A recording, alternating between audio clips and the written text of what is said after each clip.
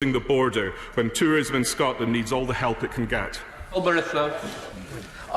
Thank you, Mr. Speaker. I welcome the Scottish Government's decision to put off its preparations for a second Scottish referendum on independence while dealing with the coronavirus. Does the Minister agree that once this pandemic is over, those plans will still be unnecessary and still be unwanted by the people of Scotland? Minister. My honourable friend is absolutely right. The last thing Scotland needs is the uncertainty and division that another referendum would bring. Right, that's the end of Scottish questions. We are now going to come to questions to the Prime Minister. Prime Minister.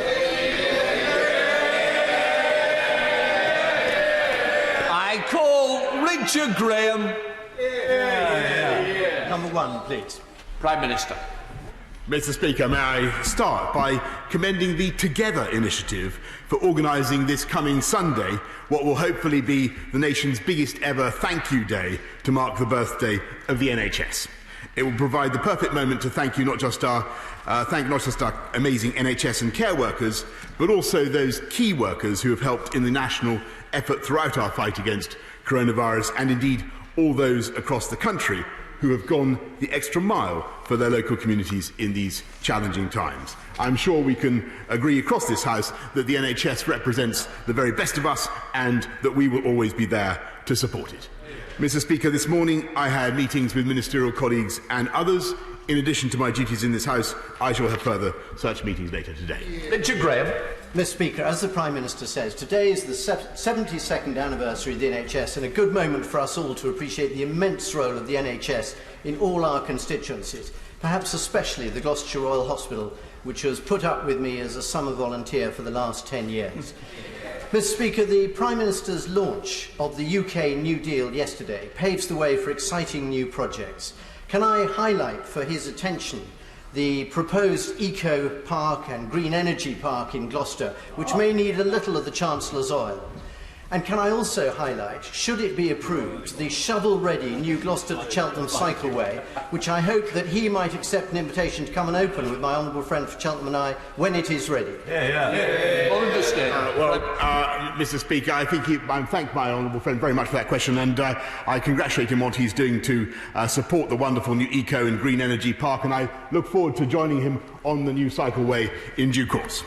We now come Right Honourable Sir Keir Starmer, Leader of the Opposition. Thank you, Mr. Speaker. Can I too celebrate the birthday of the NHS, as we all will, this Sunday, particularly at this time? Mr. Speaker, at the daily press conference on the 18th of June, the Health Secretary said there's an outbreak of COVID-19 right now in parts of Leicester. Yet it was only on Monday evening this week that the government introduced restrictions. That's a delay of 11 days, during which the virus was spreading in Leicester. Why was the government so slow to act? Prime Minister. Actually, Mr. Speaker, the government first took notice and acted on what was going on in Leicester on the 8th of June, because we could see that there was an issue there. We sent mobile testing units, formal mobile testing units, shortly thereafter. We engaged actively with the authorities in Leicester, with public health in Leicester, with everybody responsible in Leicester, in the way that we've done with other areas that have had similar issues. Unfortunately, in Leicester, it did not prove possible to get the results that we've seen elsewhere. So on Monday, we took the decision which I hope the Right Honourable Gentleman approves of, to go into lockdown in Leicester, because I've been absolutely clear with the House and with the country that we are going forward. We've made huge progress, but where necessary, we will put on the brakes. We acted decisively, and I think it was the right thing to do. Mr. Speaker, I do support the government's decision of Monday, but I think the 4,000 businesses and the 160 schools that are now shut might take some persuading that the government acted quickly enough. One of the problems in Leicester was the local authority only had half of the data. They had data for Pillar 1 COVID tests. That's NHS, care workers and tests in hospitals. They didn't have Pillar 2 tests, the wider tests in the community. Now, that may sound technical, but what that meant was that the local authority thought there were 80 positive tests in the last fortnight, when the real figure was 944. The local authority was only given the real figure last Thursday. So there was a lost week whilst the virus was spreading. There are now real fears, Mr. Speaker, of further local lockdowns across the country. Can the Prime Minister give a cast-iron guarantee today that no other local authority will ever be put in that position again?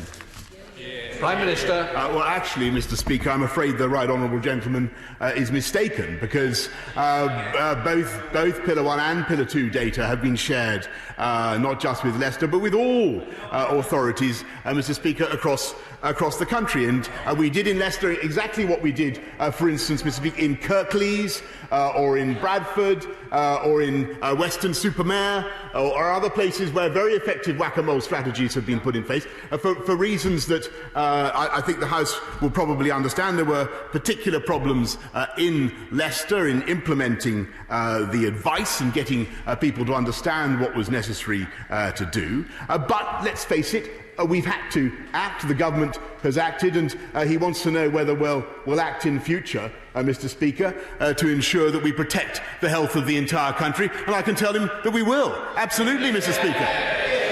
Keir Starmer. Mr. Speaker, I spoke to the Mayor of Leicester this morning, and I know the Prime Minister spoke to him yesterday, and it's absolutely clear that he didn't get that data till last Thursday. I doubt he told the Prime Minister something different yesterday. The Prime Minister can't just bat away challenge. These are matters of life and death and the people's livelihoods. An example of this, Mr. Speaker, last week, the member for Hove asked the Prime Minister, how can seaside towns be expected to cope with likely influx of visitors to beaches and parks during the hot weather? The Prime Minister replied, show some guts. 2 days later, Bournemouth Beach was closed with 500,000 visitors. A major incident was declared. Does the Prime Minister now regret being so flippant? Prime Minister. I really think that the right honourable gentleman does not distinguish himself by his question, because I was making it absolutely clear that as we go forward with our plan, our cautious plan for opening up the economy, it is very, very important that people who do represent seaside communities, places where UK tourists will want to go, should be as welcoming as they can possibly be. That was the message that I think is important to set out. But it is also vital that people have to behave responsibly. Yeah. And that is why the scenes in Bournemouth were completely unacceptable, and that is why we stick to the advice that we have given. And where I made it absolutely clear that people, if they're going to travel to the seaside, if they're going to take advantage of the easing of the lockdown, then they must observe social distancing, and it is everybody's responsibility to ensure that is the case. Keir Starmer. Mr. Speaker, the Prime Minister must understand why this is of such concern. There's nationwide lifting of restrictions this weekend.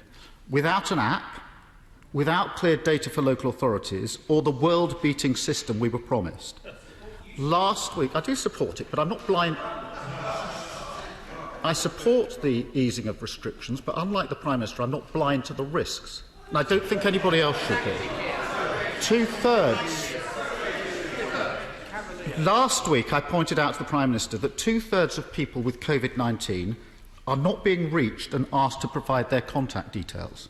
The Prime Minister typically said it was all a stunning success. The updated figures now show that things have got worse. Of the 22,000 new cases of COVID infections per week in mid-June, just 5,000 were reached and asked to provide details. So now three-quarters of people with COVID-19 are not being reached. How does the Prime Minister explain that? Prime Minister. Mr. Speaker, as he knows very well, the test, track and trace operation is actually reaching huge numbers of people and causing them to self-isolate in ways that I don't think he conceivably could have expected a month ago when this system was set up. It has now reached 113,000 contacts, 113,000 contacts who have undertaken to self-isolate to stop the disease spreading. And that is why We're now seeing the number of diseases, the number of new infections come down for several days running now to below 1,000. The number of deaths continues to come down. And that is a great achievement on the part of the entire population and their willingness to support test and trace. Keir Starmer. Mr. Speaker, if the Prime Minister can't see that if 3/4 of those with COVID-19 are not being contacted and asked for their own contacts, that is a real gap in the system. You can't just brush it away by referencing those that are contacted. It's a real problem and it's growing and it's going to have to be addressed. The Prime Minister did this at phase 1, brushing away serious concerns. I want to turn to the Prime Minister's speech yesterday, if I may, Mr. Speaker. Amid the normal bluster, there was a really striking line in that speech. The Prime Minister said, "We know that the jobs many people had in January are not coming back." I fear that this is the equivalent line to the line in the Prime Minister's speech of March the 12th, when he said, "I must level with you. Many more families are going to lose loved ones before their time." And we know what happened next. That's why there needs to be a laser-like focus on protecting jobs. So how many jobs does the Prime Minister think yesterday's announcement will protect? Mr. Speaker, I think he first of all might pay tribute to the work of this government in protecting 11 million jobs throughout this crisis. He might draw attention to the fact that we've supported huge sectors of the UK economy at a cost of £120 billion. And I'm not going to give a figure for the number of job losses that may or may not take place, but of course the risk is very, very serious, as he rightly says. But that is why we're proceeding with the New Deal, the fair deal for the British people, which will be not just massive investment in our National Health Service, £34 billion in our NHS, £14 billion more into our schools, but an investment in infrastructure going up to £100 billion. That we are going to build and deliver jobs for the people of this country. Keir Starmer. The reality is, Mr. Speaker, that the Prime Minister's announcement yesterday was investment equivalent to less than £100 per person across the United Kingdom, 0.2% of GDP. Not much of his announcement was new, and it certainly wasn't much of a deal. Meanwhile, as the Prime Minister was speaking, Airbus announced 1,700 job losses, EasyJet 1,300 job losses, TM Lewin and Harvest 800 job losses. That's just yesterday. And there was nothing in the Prime Minister's speech for the 3.2 million people in hospitality or the 2.9 million in retail. Next week's financial statement could be the last chance to save millions of jobs. Will the Prime Minister start now by extending the furlough scheme for those parts of the economy that are still most at risk?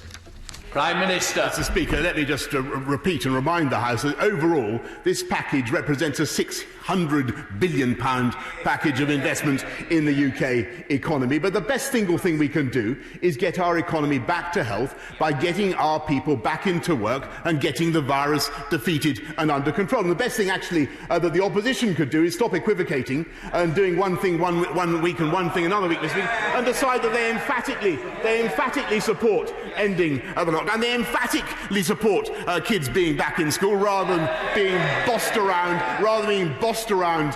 by the unions. Mr. Speaker, we are the builders, they're the blockers, we're the doers, they're the ditherers. We're going to get on with it and take this country forward. Thank you very much, Mr. Speaker. Does my right honourable friend not share my anger and the frustration of the Scottish tourist sector, just as it's getting back on its feet, that it's having the legs pulled out from under it by deeply irresponsible, damaging and divisive talk of arbitrary border closures and quarantining of visitors from across the rest of the United Kingdom? Prime Minister. Well, Mr. Speaker, I must say I find the suggestion absolutely astonishing and shameful. There will be no such discussions with the Scottish administration about that. But I would point out to my honourable friend what he knows very well. There is no such thing as a border between England and Scotland. Talking of which, we come to the leader of the SNP, Ian Blackford. Thank you, Mr. Speaker, and I'm sure that the thoughts of everyone in the House will be with me and those that were caught up in the terrible incidents in Glasgow last Friday, in particular with PC David White and those that went to do their duty, and we hope that everyone makes a speedy recovery from their injuries. Mr Speaker, yesterday the Prime Minister delivered his self-proclaimed relaunch speech. But when asked what new money will be given to the Scottish Government at the daily press briefing, the Prime Minister's official spokesperson laughed. Laughed, Mr Speaker. That's what this government thinks about funding for the Scottish economy. Jobs, families and livelihoods. They think it's a joke. Is the Prime Minister capable of answering a direct question? And I don't want the usual waffle. It's a straightforward question. What are the new Barnett consequentials coming to Scotland as a result of yesterday's speech? Well, Mr. Speaker, I think he probably does the spokesman in question a serious injustice, because I think I don't believe that he would have taken this issue anything other than seriously, because it's quite astonishing fact that already. Or he should wait till next week to have the full Barnett consequentials for what we're outlining from my right honourable friend, the Chancellor. But I really do hope that he and all his SNP colleagues go around brandishing the fact that not only has this crisis seen the British Army, the British Armed Services, absolutely indispensable in Scotland and elsewhere in helping us get through it, but they have seen the UK Treasury step up to the plate and get that furlough funding across all 4 parts of our United Kingdom. And it was a massive success. And then the Barnett consequentials amount to £3.8 billion for Scotland. Going back to the leader of the SNP, Ian Blackford. Well, the Prime Minister simply couldn't answer the question, because the question was, what were the Barnett consequentials out of yesterday? And we know, Mr Speaker, that there was not a single penny for Scotland out of what was supposed to be a reset speech from the Prime Minister yesterday. This was a speech devoid of action, devoid of ambition, and devoid of any support for the most vulnerable in our society. The Prime Minister has set the UK on a 2-tiered recovery. On the same day that he delivered his speech, this Tory government reintroduced its benefit sanction regime after a 3-month freeze. That's not levelling up. It's heartless. It's cruel. It's unnecessary. Will the Prime Minister announce right now that he will keep the freeze on benefit sanctions, or will we have to wait till he's shamed into yet another U-turn? Prime Minister. Mr. Speaker, I beseech the right honourable gentleman just to think that he may be mistaken. The UK government is absolutely dedicated to supporting people of all incomes across this country. That's why we've actually increased spending on benefits by £7 billion with universal credit, and we stand ready to do more. But I can tell him that there will be plenty of wonderful things that we want to do with him, working with the Scottish administration to improve transport and other infrastructure across the whole of the United Kingdom, including Scotland. So I really hope that he will cooperate. We're now heading to Nikki Aitken. Nikki Aitken. Thank you, Mr. Speaker. My constituency sits at the heart of our great metropolis. The cities of London and Westminster is the home of the West End, whose theatres and cultural venues such as the Royal Albert Hall, the London Palladium and the Barbican Centre attract visitors from across the globe and will help power our economic recovery. Does my right honourable friend share my aspiration to see these venues open as soon as it is safe to do so, ensuring that the show must go on?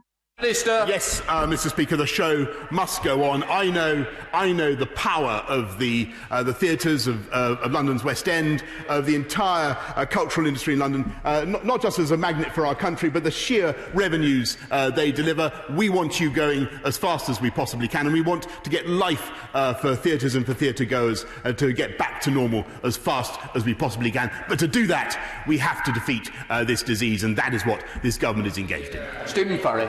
Thank you, Mr. Speaker. 6 months from today exactly, the Northern Ireland Protocol sadly comes into operation. The government has already recognised that will involve checks and infrastructure with regard to regulation, which the Prime Minister knows is different from customs. So therefore, given that the business community is desperately seeking answers as to how the processes will work in detail, can the Prime Minister commit to providing that clarity before the end of this summer? Well, Mr. Speaker, it's very clear from the existing text of the protocol that Northern Ireland is and remains a part of the customs territory of the United Kingdom, and there shall be unfettered access between all parts of the United Kingdom, and that's what we're going to ensure. Jebson. Mr. Speaker, what message might the Prime Minister have for the people of Hong Kong following the passage this week of China's new national security law? Prime Minister. Well, thank you, Mr. Speaker. We stand for rules and obligations, and we think that is the soundest basis for our international relations. And the enactment and imposition of this national security law constitutes a clear and serious breach of the Sino-British Joint Declaration. It violates Hong Kong's high degree of autonomy and is in direct conflict with Hong Kong basic law. The law also threatens the freedoms and rights protected by the Joint Declaration. We made clear, Mr. Speaker, that if China continued down this path, we would introduce a new route for those with British national overseas status to enter the UK, granting them limited leave to remain, with the ability to live and work in the UK and thereafter to apply for citizenship, and that is precisely what we will do now. We're now heading to Belfast, so with Claire Hanna. Claire Hanna. Thank you, Mr. Speaker. Prime Minister, this morning and last week, the Northern Ireland Affairs Committee heard from victims and survivors about the government's Troubles Legacy proposals, whether they were injured and bereaved by the IRA, by loyalist paramilitaries or by security forces. Those victims have rejected these proposals, which they say close the door on truth and justice. The proposals depart from those agreed by all parties, including the UK government, which had embedded the principle that all are equal before the law. Prime Minister, the statement of the 18th of March said that the proposal sought to put victims first and to build a broad consensus among victims. It's clear from our evidence sessions that these proposals can do neither. Will the Prime Minister please resile from the March statement and return to the principles embedded in the Stormont House Agreement and indeed in January's Stormont deal? Prime Minister. Mr. Speaker, I think the victims have waited too long for these payments, and the way to unblock the progress is for the designation of a department to provide support for the Victims Payments Board. The Justice Minister has indicated that she's prepared to take on that role, and so the Executive must now move formally to designate and to prevent any further delay for victims. Christine Jarman. Thank you very much, Mr. Speaker. Prime Minister, there are 3 million people in this country at the moment who get no support because they're self-employed or on contract. Our black, Asian and ethnic minority communities have an employment rate which is twice the national average, and women are disproportionately affected by COVID-19. The Prime Minister said a few minutes ago he stands ready to help. Will he look at a universal basic income so these people can get the help that they need now? Well, she raises a very important point about the self-employed, though we have given very considerable support, as she knows, as part of the overall package of £120 billion to support, I think, £22 billion altogether through the furloughing scheme for employed and self-employed people. But her further suggestion for a universal basic income is one that we have looked at, where the best way forward for our country is to get the disease under control in the way that we are doing, get our people back into work, build, and take this country forward. Thank you, Mr. Speaker. Mr. Speaker, it was great to have my right honourable friend in the Black Country announcing his new vision yesterday, and perhaps next time he's in the Black Country, if he comes 5 minutes down the road to Tipton, we can sort him out a pint in the pie factory. Mr. Speaker, I was recently lobbied by 2 students in my constituency, Elliot Wilkes from Sandwell Academy and Will Gill from the Q3 Academy in Tipton, who want to know this. They want a reassurance from the Prime Minister that after years of neglect, years of being overlooked in our communities, in Wednesbury, Albury and Tipton, that after his announcement yesterday, we will finally get the recognition for our communities that we deserve. Prime Minister. Well, Mr. Speaker, I'm trying to stick off the pies at the moment, but we will. You can tell his communities in Tipton. We are investing massively, not just in education, as I say, £14 billion more into our schools, but also in infrastructure that will reach every corner of the country, particularly the Mid and the West Midlands. And I'm delighted that West Bromwich will receive at least £500,000 from the Stronger Towns Fund this year to support their high street and local community. James David. Thank you very much, Mr. Speaker. The Met Arts Centre in my constituency is rightly proud of the work that it has done during lockdown, responding to the needs of young people and disability theatre groups in Bury. But its income has been decimated due to the fact that it is unable to stage events. Will the Prime Minister continue to do everything possible to support the cultural and creative sectors in Bury, Ramsbottom, Tottington and elsewhere to ensure that important community assets like the Met have a bright future going forward? Prime Minister. Absolutely, Mr. Speaker, and I thank him for making the representations that he has. We will do everything we can to get all those sectors going as fast as we can and get life back as close to normal as possible for as many people as possible in this country. But the way to do that, Mr. Speaker, at the risk of repeating myself, is to continue to defeat the virus and take the country forward. Thank you, Mr. Speaker. Enfield Southgate is home to Chicken Shed Theatre, an inclusive youth theatre company open for over 40 years, but it's now struggling financially. And despite the arts sector contributing over $5.2 billion each year to our economy, the government's failed to assist it as it hurtles towards the brink of collapse due to the coronavirus pandemic. So will the Prime Minister heed the calls from the Musicians' Union, BECTU and Equity and provide the financial support to ensure the survival of the arts sector? Well, yes, Mr. Speaker, this is becoming quite a theme this morning, and quite rightly too. I'm a fan of Chicken Shed Theatre. I know their work. We will do everything we can to assist, and the economic case for doing so is overwhelming. I would just say to people, keep supporting your workers. With the furloughing scheme, it's much better now to wait for times to get better rather than laying people off. That's my message. Heading to North Cumbria with Dr Neil Hudson. Dr Neil Hudson. Thank you, Mr. Speaker. Newton Rigg College is a land-based further education college in Penrith that has been listed for possible closure next year by its host institution. Will my right honourable friend ask government departments to work with me and local stakeholders to secure a sustainable future for this vital institution? And if we are successful, can I invite the Prime Minister to come to Penrith to see this fantastic college and the opportunities it provides to upskill, strengthen rural economies and support this government's levelling up agenda? Prime Minister. Well, I'm very grateful to my honourable friend, and I know this will be a difficult time for the community and all those who care about Penrith College. Can I propose to him that he and I have a proper conversation about what we can do to help with my right honourable friend, the Secretary of State for Education, and see if we can find an appropriate solution. But I thank him very much for the work that he's doing.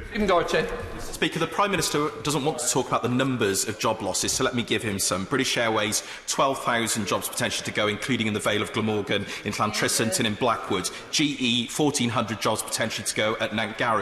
Rolls-Royce, 6,000 nearly to go in Derby, Solihull, Glasgow, Rotherham. And of course, as my right honourable friend has pointed out, Airbus, 1,700 jobs potentially to go in North Wales and in the South West, affecting my own constituents.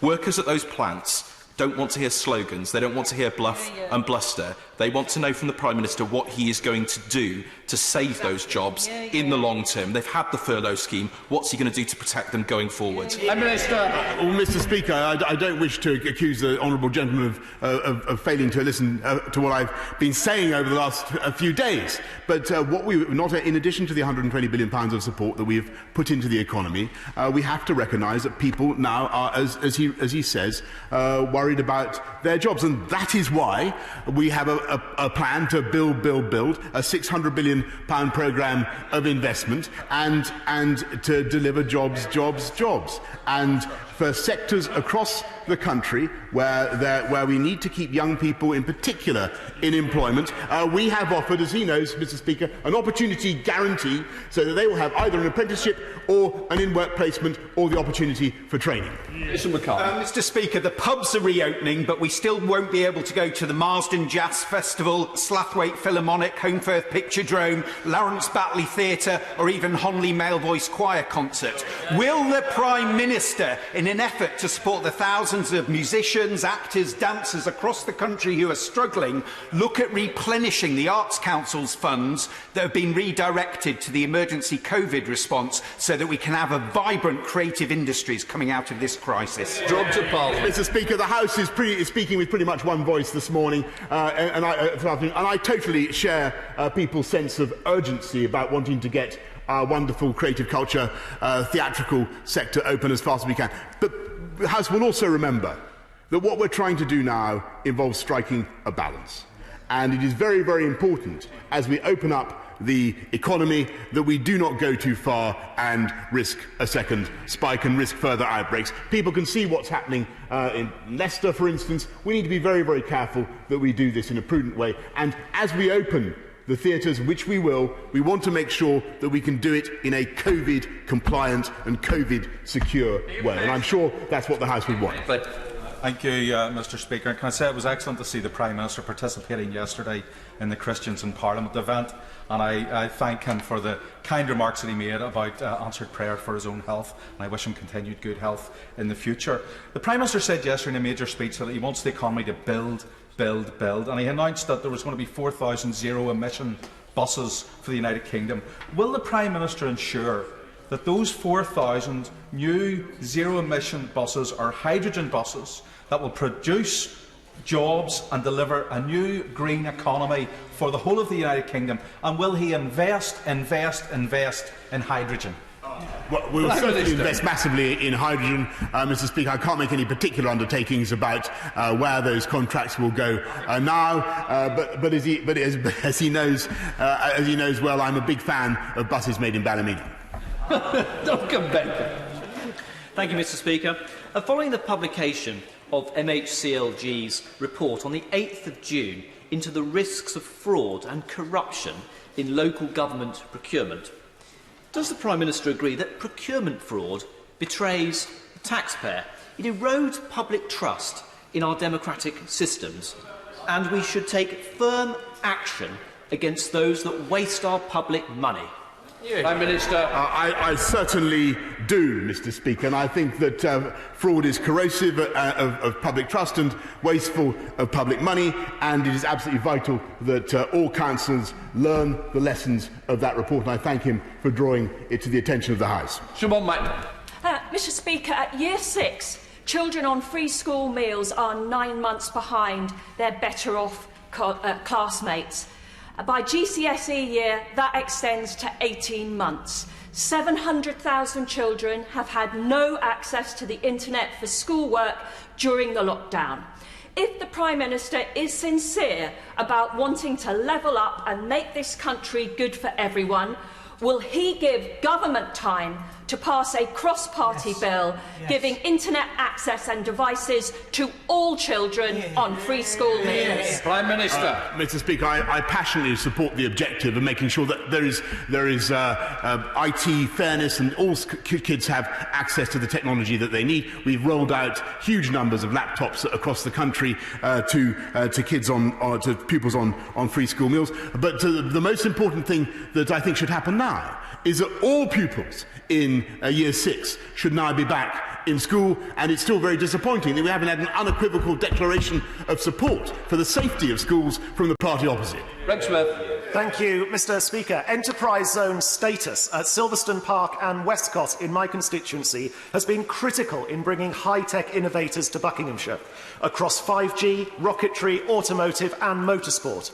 Will my right honourable friend join me in congratulating these wealth creators, innovators and entrepreneurs and commit to extending their enterprise zone status and business rate relief period from 2021 to 2024 to ensure they continue to be an engine of economic growth? Prime Minister. Well, I will certainly look at the proposal that he makes. I'm sure my right honourable friend, the Chancellor, will want to study it. But I also congratulate everybody involved with the Aylesbury Vale Enterprise Zone for the cutting-edge technology that exemplifies the very best of this country and shows the way to our future. Stephen James. Thank you, Mr Speaker. The government was right to raise universal credit by £20 a week at the start of the crisis, but other benefits, like employment and support allowance, claimed by other people in identical circumstances, was not raised. The All-Party Working Pensions Select Committee recommended unanimously last week that those legacy benefits should be brought back into line with universal credit and raised. That's since been endorsed by the former Secretary of State, the Right Honourable Member for Preseli. Will the Prime Minister endorse it as well? Well, Mr. Speaker, we've done a huge amount, and he's a tireless campaigner on this matter, but I think the House will accept that we've done a huge amount to increase support for people on benefits, and I remind him that the increase in universal credit and working tax credit is up to £1,040 a year, benefiting 4 million families across this country. Thank you, Mr. Speaker. Given the state of us, my right honourable friend, the Prime Minister, and I will be among the first in these socially distanced queues as barbers and hairdressers reopen this weekend. But neither of us is likely to be queuing for an appointment at a beauty salon. Mr. Speaker, sadly, as much needed as it may be, sadly, neither will anybody else, as many of these much-loved businesses remain closed. Will the Prime Minister review this decision so that the likes of Lush Beauty and Romilly in my constituency can reopen safely as soon as possible? Well, Mr. Speaker, I'm sure that one day I will be going with him to Lush Beauty, but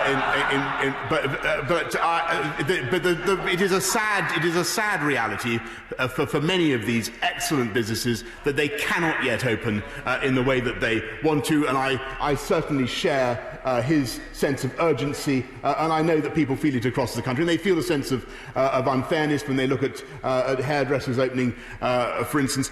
I just must repeat to the House the need to strike the balance that we've described, that I believe is understood by the party opposite, and the need also to open up in a way that is COVID secure. As soon as we can do that, as soon as we're sure, Mr. Speaker, that nail bars, that beauty salons can open in a way that are COVID secure, we will do so. Alan Dorrans.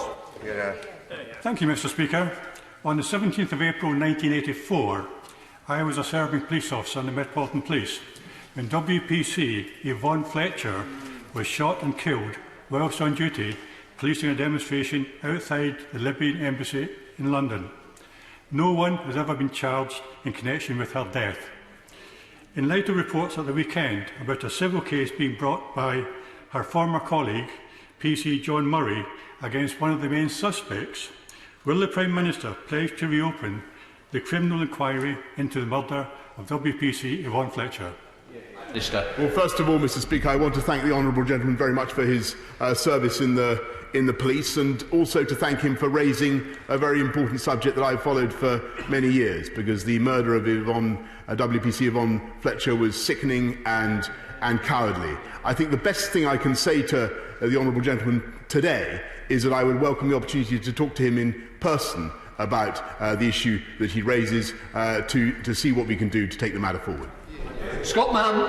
Thank you, Mr. Speaker. Can I thank the Prime Minister for confirming the virus has proceeded far enough to open tourism in Cornwall next week? Will the Prime Minister join me in politely asking visitors to Cornwall to follow the example set by local people over the past 3 months and strictly respect distancing guidance? We want people to come and have a fantastic holiday in Cornwall. We just want them to be sensible when they're visiting. Prime Minister. I think, Mr. Speaker, my honourable friend brilliantly sums up the approach that we want to take. We want our seaside communities, our fantastic national tourist areas, to feel confident about welcoming visitors this summer. We want loads of staycations. I think we're going to get loads of fantastic staycations, but we want people to observe the rules, Mr. Speaker, and to keep defeating the virus. John Speller. Mr. Speaker, the way the disclosure and barring scheme is operating is damaging and discriminatory. But when I raised this with you last week, Prime Minister, I got the usual Home Office guff that they were considering the Supreme Court judgment. That Supreme Court judgment was in January of 2019, 18 months ago. The Lammy report highlighted this problem in 2017. So can we have no more dithering, Prime Minister? Will you sort out this scandal now? Prime Minister. Speaker, I really do congratulate the honourable gentleman on returning so fast to the fray on this, and he's absolutely right, and I think the best thing I can do is write to him immediately setting out what we propose to do, because I do think there are issues with the DBS scheme. I think every MP will have had representations from people who feel they've been unfairly treated by it. It does need looking at, and we should look at it urgently. Final question from Mark Harper. Thank you very much, Mr. Speaker. The Prime Minister will know that the Education Secretary confirmed that he will set out this week the comprehensive plan to get every child back to school in September, which I know he strongly supports and which I do as well. Now, the Prime Minister is a great fan of buses. So can he confirm that that plan will also include the very significant number of children that depend on buses to get to school so they can go back to school in September as well? Prime Minister. Mr. Speaker, I can certainly confirm that, and I know that my right honourable friend, the Secretary for Education, has been working with the Department of Transport on that very matter. In order to allow the safe exit of honourable members participating in this item of business and the safe arrival of those participating in the next, I am suspending the House for 3 minutes. Order.